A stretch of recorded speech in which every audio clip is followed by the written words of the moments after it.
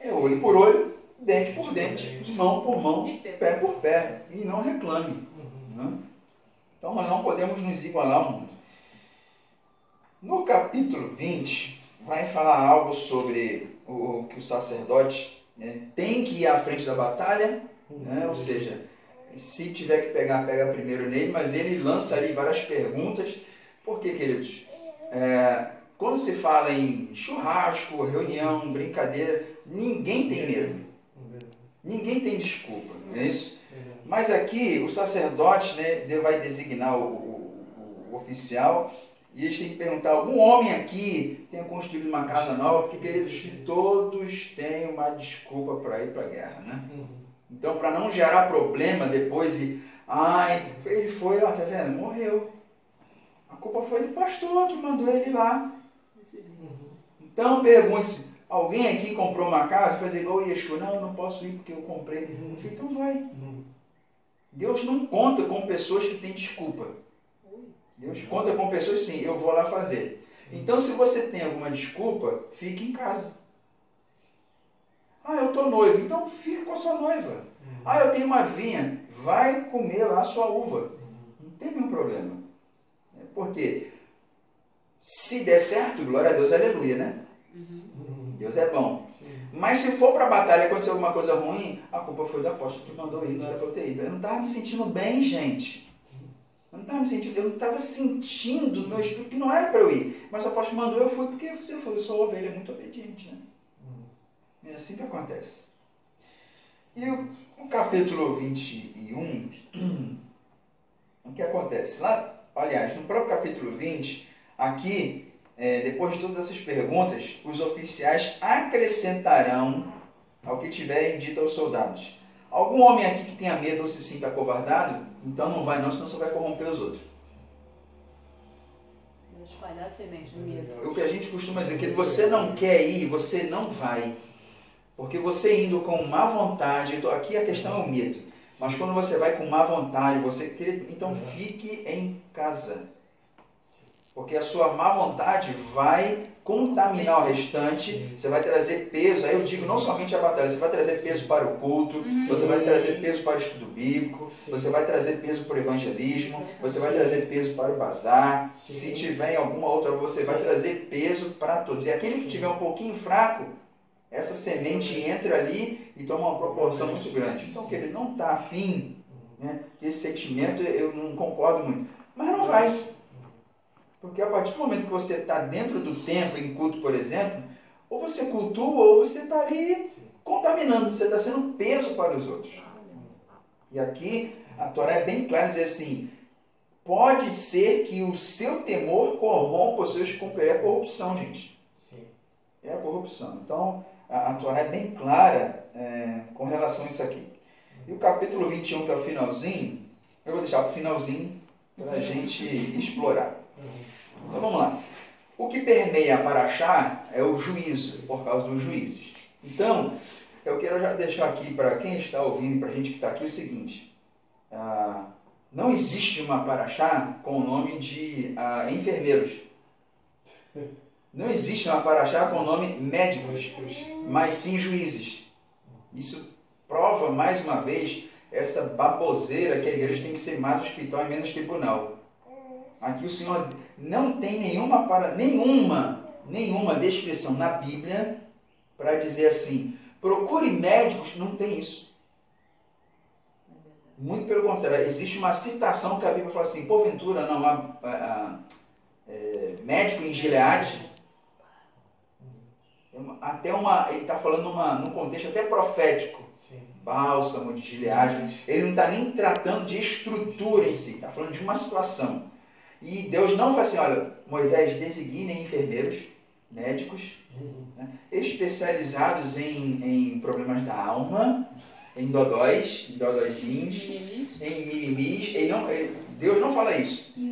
Designem juízes. Ou seja, para acabar a picuinha, não é abraçar e ficar dando beijo nas pessoas. Para acabar com disse-me-disse, fofoca, enfim, qualquer outra coisa, tem que ter juízes. É o juízo que vai acabar com essas coisas. Até porque tratar a falsidade com falsidade só vai aumentar ela. Mas Vai nós temos que fortalecer amar a as falsidade. pessoas, querido. O amor com juízo. Isso é muito bom porque hoje em dia a gente vê muito isso, o pessoal acariciando o pecado. Exatamente. Sabe que o irmão está em pecado e ao invés de praticar o que a Bíblia diz, que é o confronto, ele vai lá e fica dando palavras de consolo. Porque aquele que está em pecado, né, e eu estou falando está em pecado, não é aquele pecado que todos pegam eventual, né? Mas a pessoa está em pecado. Então você sabe que a pessoa está em pecado e aí você vai lá porque a pessoa que está em pecado, ela sempre se faz de vítima, né? Exatamente. Isso. Então você vai lá consolar a vítima, né? Inclusive hoje mesmo até coloquei algo a respeito disso, né? Que a pessoa quando está errada, ela se faz de vítima, tentando fazer com que outras pessoas se sintam culpadas da condição que ela está. Exatamente. Desse jeito mesmo. Entendeu? E tem sempre, né, a tal da equipe lá do hospital. Para você exercer de fato esse amor, seria você praticar o que a Bíblia diz. Porque é muito mais, você vai estar colaborando muito mais, confrontando o seu irmão, do que você fazendo carinho na cabeça dele, sabendo que ele está errado, porque você não vai alertar ele do erro, você não vai tirar ele do erro. Agora, se você confronta, aí já é diferente, porque ele vai ter que tomar uma postura, mas não é assim que a gente está vendo, né? Normalmente, esses irmãos do amor, eles estão tão em pecado contra aqueles nessa situação, né? Que durante o tempo nunca amou ninguém, mas em cima da hora quer amar as pessoas. É aquilo. A pessoa pensa várias coisas ruins, mas ela vê um ato que para ela fere o seu ego, então ela quer tomar as dores. É como nós costumamos chamar pessoas, olha, uma coisa tem a ver com outra. Não é isso?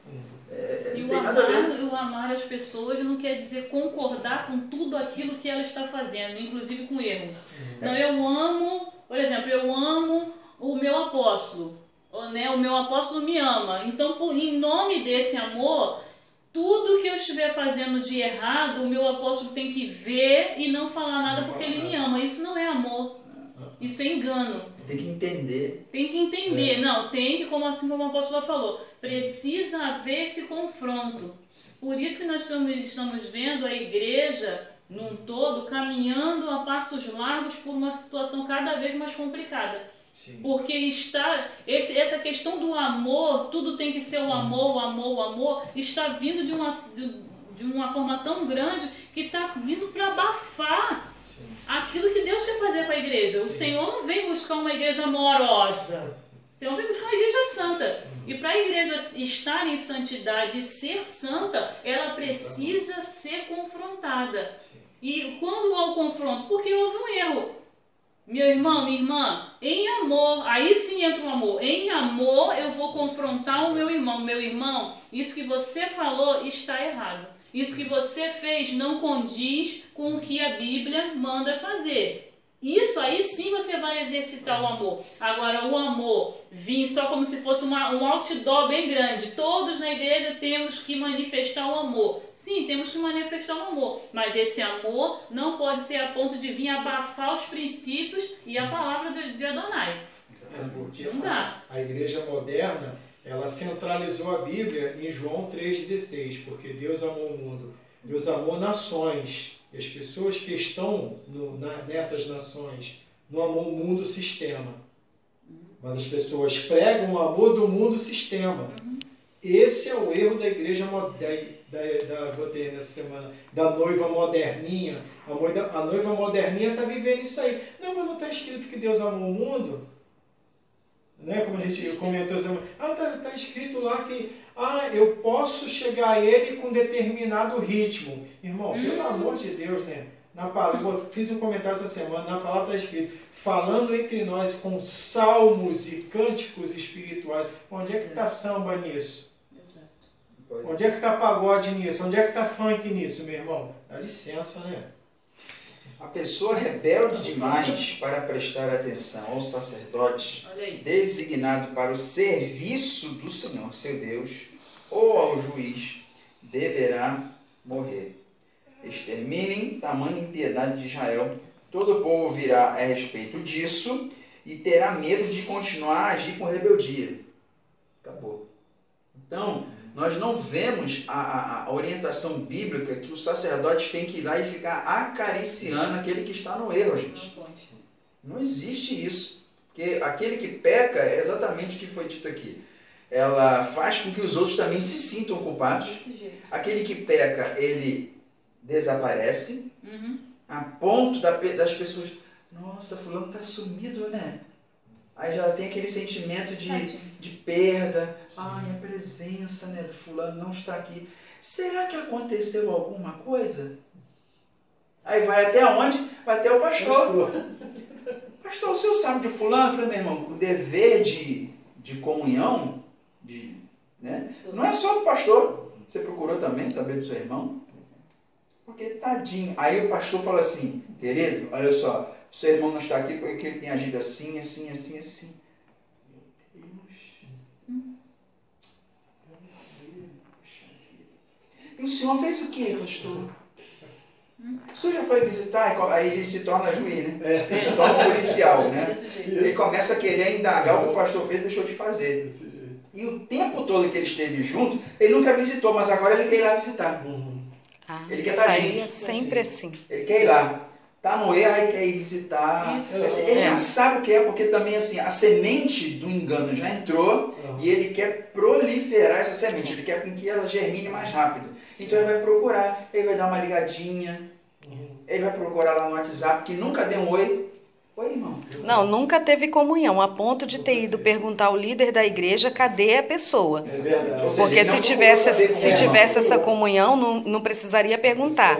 Nunca teve comunhão. Mas depois que sabe que a pessoa está, né, na prática do pecado, aí ela passa a ter comunhão. Depois que essa pessoa sai da congregação, se afasta, aí ela passa a ter comunhão, aí ela liga, aí ela comenta no Facebook, todo mundo vira amiguinho, é coraçãozinho para cá, coraçãozinho para lá.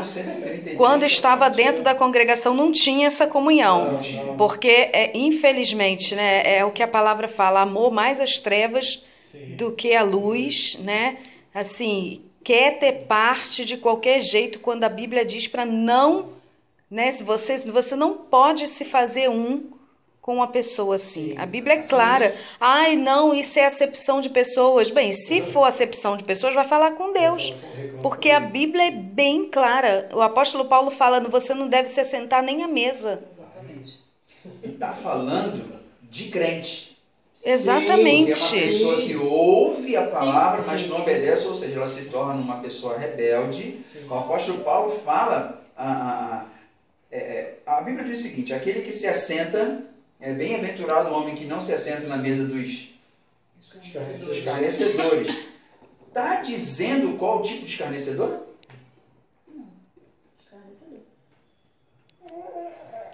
Quem nós vivemos, a maioria hoje escarnecendo o crente, é o crente. Então aqui é a pessoa que ouve e não dá ouvidos à instrução. A pessoa não é rebelde. E nós não vemos instrução de Deus para o sacerdote para ir lá e... não, nada disso. Mesmo porque a Bíblia também orienta que até a ovelha gorda, o sacerdote vai lá. Mas a rebelde não. Nem a gorda vai. Que a gorda também só fica usufruindo daquilo ali. Essas duas aí é direitinho na mão de Deus. É a gorda e a rebelde. É direitinho. É Deus que vai tratar. Querido, se nós agirmos nessa linha, acabou. Olha o que vem dizer. Dizendo o restante. Todo povo ouvirá a respeito disso e vai ter medo de agir com rebeldia. Isso vai gerar medo no povo, porque Exatamente. Tem gente que só vai no medo mesmo. Mas essa, porque na verdade é um exemplo. A falta de exemplo faz essa bagunça que a gente vê. Entendeu? Fulano fez, não aconteceu nada com ele, eu posso fazer também. E não venha fazer nada comigo, porque não fez com fulano. Exatamente. E isso se prolonga, nós estamos em Deuteronômio, você vai até Atos, está lá, Ananias e Safira. O princípio, é isso que eu estou falando. Exatamente. O princípio não mudou. Por que a igreja primitiva... Se houver temor no povo, não vai ter pecado. A gente tem que ser... Olha, em Atos era a igreja da graça. Como... Exatamente. A igreja da graça praticava a Torá. Era a igreja do amor. Exato. Ananias e Safira morreu lá diante de todo mundo. E era a igreja da graça. Sim. Sem lei, vamos dizer assim. Igreja conforme sem a lei. pregação do povo. Até a citação pega mal, né? Uma coisa sem lei. Gente, já pega mal. Como é que eu vou falar que a lei não está defasada? Pelo amor de Deus, gente. Era a igreja da graça.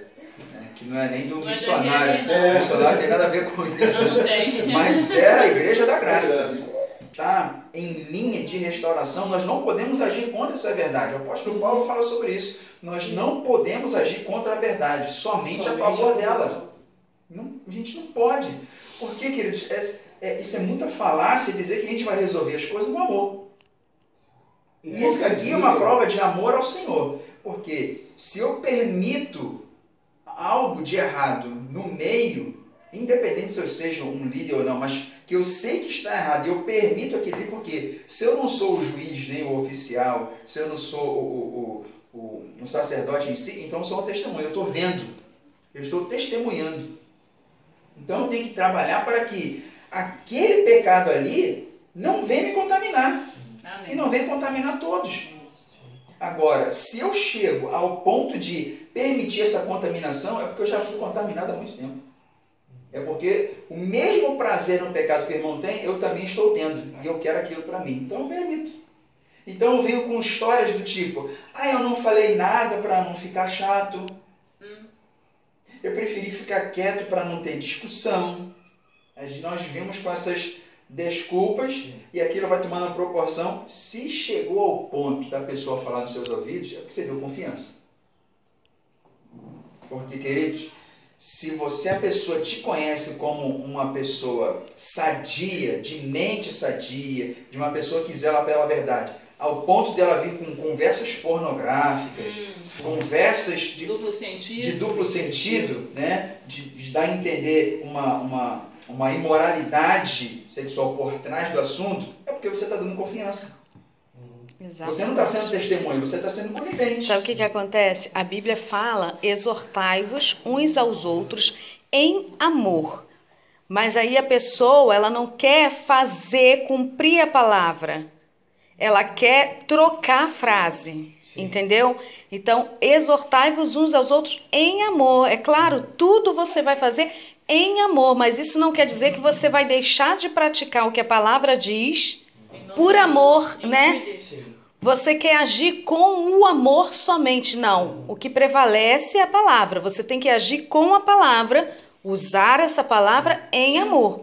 Mas a pessoa, em nome do amor, eu não uso a palavra e uso o meu amor. Então você está usando... Exatamente. Então você está usando, na verdade, o quê? Dos seus próprios ideais, daquilo que você pensa e não do que a palavra diz. E até a respeito mesmo do que você falou, né? Pessoas com palavras indecentes, conversas e tal. Se a pessoa chega a fazer isso, é porque a outra parte está dando espaço. Sim, está dando confiança. Está dando espaço. É claro que você nunca sabe o que vai sair da boca do seu irmão. Exatamente. Mas se saiu da boca do seu irmão e você repreender, é uma coisa. Agora, se a pessoa continua falando e você não fala nada, ela vai falar amanhã, ela vai falar depois da manhã, ela vai começar com esses papinhos com você. E a palavra de Deus é bem clara. Gente, essa questão de imoralidade sexual é tão séria que quando a Bíblia fala até mesmo sobre a conversão dos gentios que estava vindo para o judaísmo, ele diz o quê? O que eles precisam fazer? Não, tem que fazer circuncisão, não tem, não. Não. Vamos chegar aqui, né, que foi lá aquele concílio em Jerusalém, vamos chegar aqui a um denominador comum, tá bom, eles não podem comer o quê? O sangue, a carne e nem a prática da imoralidade, porque sabe que isso não convém a um povo santo. Exatamente. Queridos, essa questão desse concílio aí é algo um pouco fora, porque assim, não que você falou fora, mas o que o apóstolo Tiago coloca em questão para os gentios é porque o que estava mais evidente. Sim. A questão da circuncisão em si, isso é o de menos, porque circuncisão, está escrito, tem que fazer, acabou. Não tem que discutir. Então, essas 3 questões aí, que parece que são só 3, mas é muita coisa, é porque exatamente o que o apóstolo disse, estava em evidência, assim, muito latente, como até hoje. Exatamente, não combina, não tem como. Então, assim, está no meio de crente. Portar-se, né? Porque você está falando de imoralidade sexual, isso abre muito, é um leque enorme. Eu estava comentando, eu estou tentando transformar esse pensamento em palavras. Por exemplo, se uma menina que é muito bonita, se ela se utilize dessa beleza, porque não está debaixo desses pilares, porque julgamento é baseado na verdade e o resultado é a shalom. Então, olha só que lindo, porque nós estamos falando de juízes, estamos falando de julgamento, de juízo em si, né? E estamos falando de uma verdade que vai trazer para nós shalom. Os sacerdotes terão direito de receber do povo de quem apresentou um sacrifício do boi, da ovelha, da espádua e das mandíbulas e o estômago. Também serão dadas as primícias do trigo e tal. Então, para você que também está me escutando agora e está ouvindo, o pastor hoje ele tem um salário porque não está debaixo de uma verdade. Porque a igreja já se tornou uma associação civil.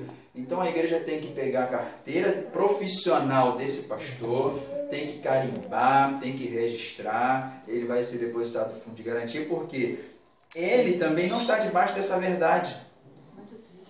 Porque, queridos, como a gente já ouviu, né? Mas se o pastor trabalha, ele tem que receber a primícia também, ele é o sacerdote.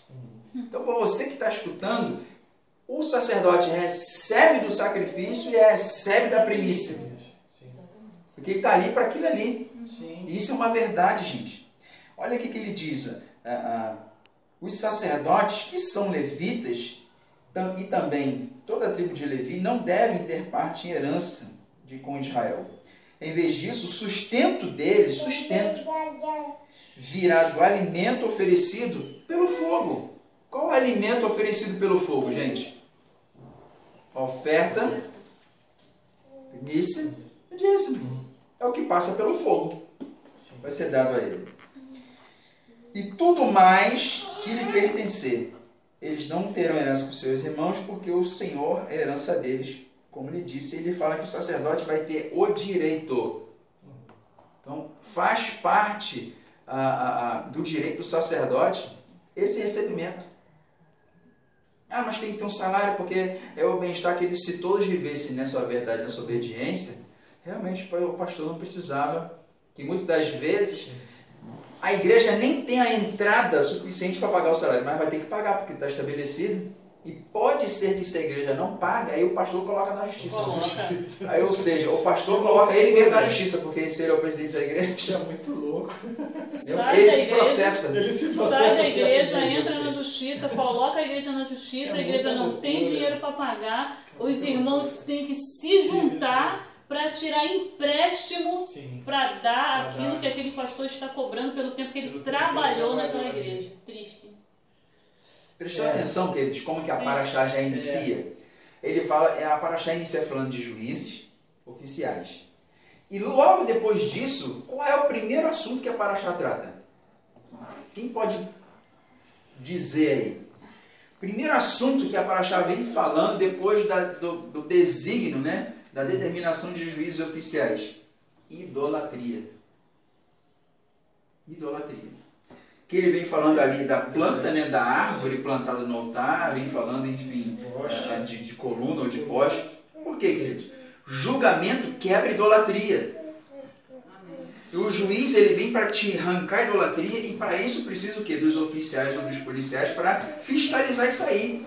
Fala assim, o juiz, olha lá, tem idolatria lá, tem que acabar com isso daí.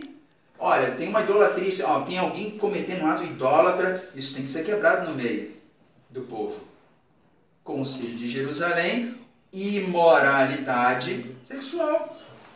Vários outros tipos de imoralidade tem que ser quebrado. Então, queridos, o juízo, ele vem para quebrar a idolatria, que isso são práticas idólatras. Os policiais, eles têm que trazer, assim, trabalhar para manter a ordem e afastar a idolatria. Porque a maledicência, ou lachon hará, é forma de idolatria. Esses disse-me, fulano fez, querido, tudo isso são práticas idólatras.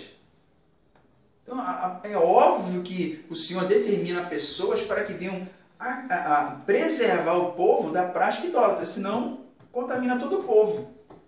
Então, queridos, não que todo o povo são os oficiais, mas nós que temos discernimento, somos os nascidos do Espírito, temos que ficar fiscalizando as práticas idólatras e ajudar aqueles que são sacerdotes, aqueles que são juízes. Olha, eu vi uma situação assim, assim, assim, eu sou testemunha, pode contar comigo.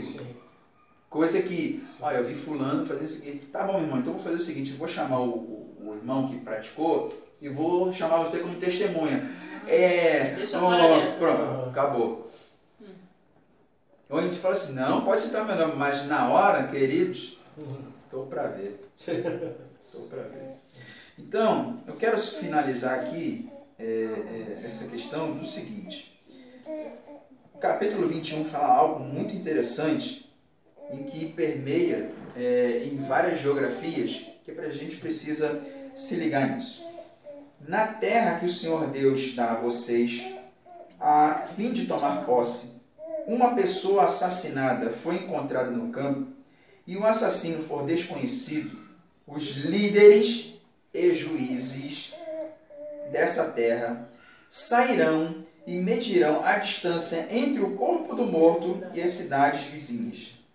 Após a determinação da cidade mais próxima, os líderes da cidade deverão tomar uma novilha que nunca tenha sido posta para trabalhar, sobre a qual jamais se pôs jugo.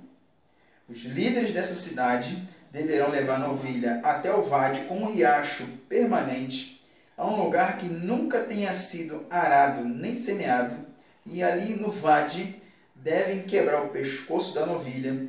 Então os sacerdotes, que são levitas, devem aproximar-se, pois o Senhor seu Deus escolheu para servi-lo e abençoar em nome do Senhor. Eles decidirão o resultado de cada disputa e questão que envolva a violência. Todos os líderes da cidade